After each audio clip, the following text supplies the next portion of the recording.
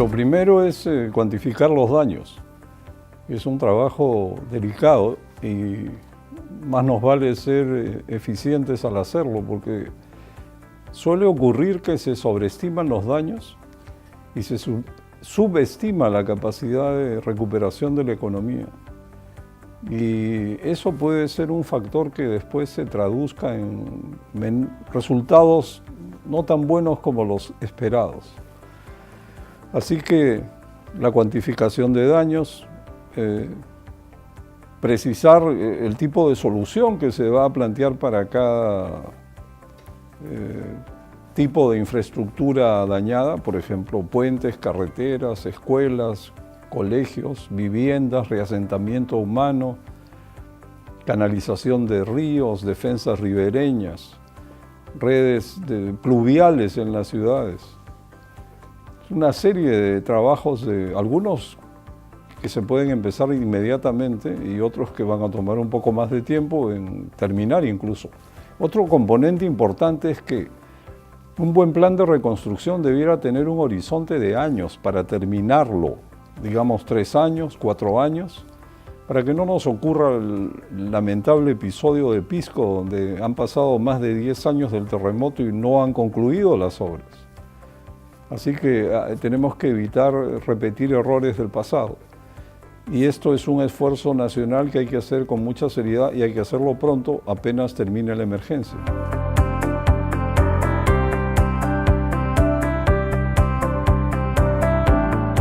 En el caso chileno, que es un buen precedente, hubo un terremoto en febrero del 2010. En marzo del 2010, Chile decreció 2.7%, porque la producción industrial se cayó más de 15%. Pero las obras comenzaron en el trimestre siguiente y adquirieron ritmo, y al cerrar el año 2010, Chile terminó creciendo 5.8%. Así que, digamos, eso es posible lograrlo si es que nos organizamos. Y bueno, el terremoto de Chile fue algo sumamente destructivo, que tuvo un impacto en el PBI chileno, repito, de 12%, y aquí los estimados de impacto sobre el Producto Bruto peruano son bastante menores.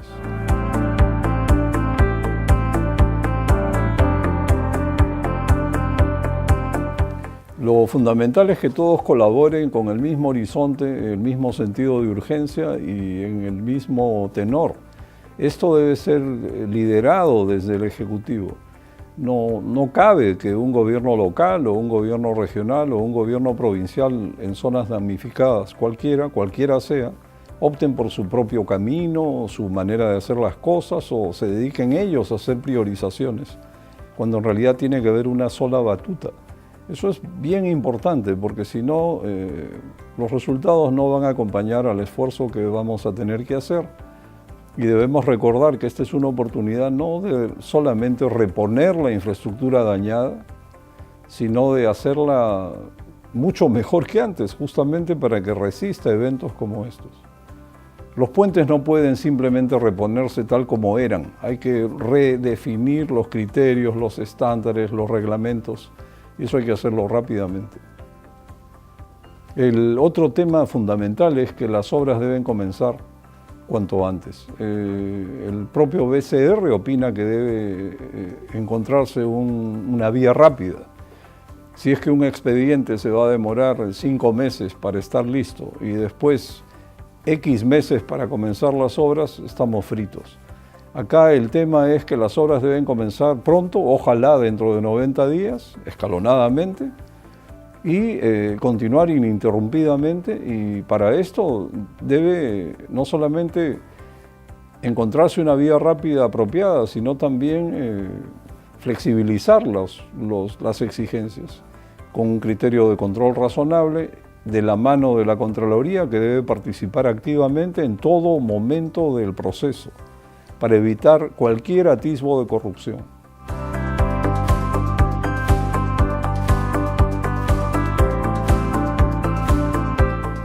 Bueno, es muy importante. Por lo pronto, en el momento de la emergencia, el sector privado está haciendo una gran contribución con maquinaria, equipos, personal, haciendo mucho más allá de lo que, por ejemplo, los concesionarios tienen en sus contratos de APP, que como saben están afectadas en la Panamericana Norte y en la carretera central. Así que ellos están desplegando sus esfuerzos. En adelante, por ejemplo, rehabilitación de escuelas, de hospitales dañados. Hay iniciativas privadas en Piura, en La Libertad, que debieran considerarse. Posiblemente hasta ahora habían quedado en segundo plano, yo diría por motivos más que nada ideológicos, pero en este momento no podemos darnos el lujo de trabar las cosas por ideología, sino buscar las soluciones más eficaces. Y en el tema de obras de reasentamiento humano, es un tema bien complejo porque por lo general las personas no quieren irse del lugar donde vivían. Bueno, naturalmente los reglamentos deben imponer el criterio que no se puede construir viviendas en zonas de quebradas desactivadas, zonas de huaicos, a los lados o en las riberas de los ríos. Todo esto hay que hacerlo cumplir. Y si es que aquí vamos a caer víctimas de la autonomía municipal y no va a haber forma de poner orden en el país y planificar el desarrollo urbano, estamos muertos. Este es un asunto bien complejo. Y ojalá que el Congreso esté a la altura del reto y en vez de dictar normas dedicadas a maniatar a los funcionarios y a establecer 1 millón de requisitos para evitar que un sol se pierda, más bien ojalá que Dios los ilumine y dicten normas que permitan hacer las cosas con la Contraloría de la mano, con todos los controles del caso, pero sin perder el ritmo y sobre todo sin perder el tiempo.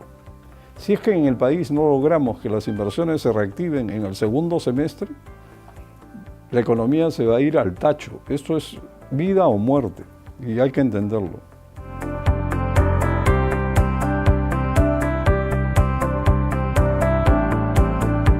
Más que normativas, lo que necesitamos ahora son vías rápidas para hacer las cosas por tipo de proyecto. Suele ocurrir que, por ejemplo, ante un escándalo de corrupción, la primera reacción natural de los legisladores es sobreregular. Se ponen a la defensiva y dictan normas imposibles de cumplir, que suenan muy buenas, muy eficaces para controlar algo que no va a ocurrir porque simplemente paralizan las inversiones. Así que hay que tener mucho cuidado y tener los criterios bien claros y ser precisos al dictar nuevas normas. En el caso de las APPs, por ejemplo, se acaba de dictar ayer el reglamento de APPs, que es un esfuerzo del gobierno por darle un giro más moderno a las asociaciones público-privadas, que serían llamadas de nueva generación, dentro de un proceso evolutivo que es normal en el mundo donde hay APPs. Esto no es que estamos ante una especie de momento de quiebre o cosas por el estilo, esto es evolutivo, estamos avanzando.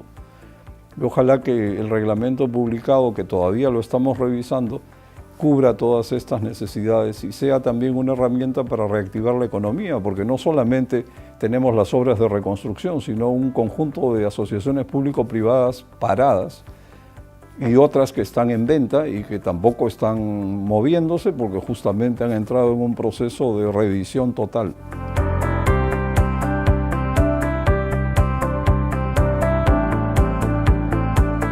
Se ha dictado un decreto de urgencia específico para regular la salida del mercado de empresas corruptas que están en venta forzosa. La intención es buena, el problema es que se ha enfocado en capturar los recursos, cobrar una reparación civil que hay que cuantificar, pero no se ha pensado en el otro lado de la ecuación, es decir, alguien tiene que comprar estos proyectos. Y no podemos pensar que el comprador de un proyecto como este va a asumir responsabilidades, por ejemplo, respecto a cláusulas de corrupción que podrían dar por liquidado o terminado el contrato en el futuro si se descubriese algo. Tiene que haber un corte. El que compra asume responsabilidades en todo sentido, construcción, diseño, operación, mantenimiento y corrupción también, pero de la fecha en que firma para adelante. No puede asumir responsabilidades del vendedor. Si esto no se precisa, estas obras se van a quedar abandonadas y algunos están soñando que, bueno, pues entonces que las maneje el Estado como obras públicas. Eso es suicida.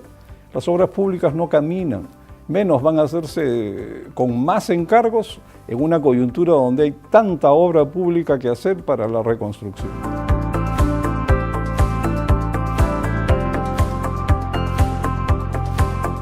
Esto es paradójico porque justamente antes que empiece los desastres naturales, el país estaba obsesionado por cómo hacer para evitar que la corrupción avance y más bien ser más rígidos que nunca en la evaluación, firma de contratos, etc. Es decir, estábamos yendo justamente en el sentido contrario por sobrereacción a un caso específico, como si fuera una enfermedad generalizada. Y repito, son casos específicos.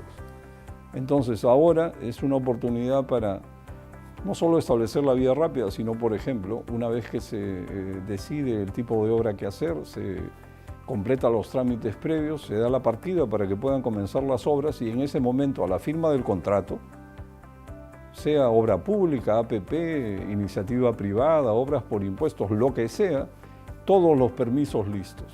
Un título habilitante o una autorización única para que el responsable de la obra comience al día siguiente y que no tenga después que pasar por el vía crucis de conseguir permisos en los municipios o donde sea.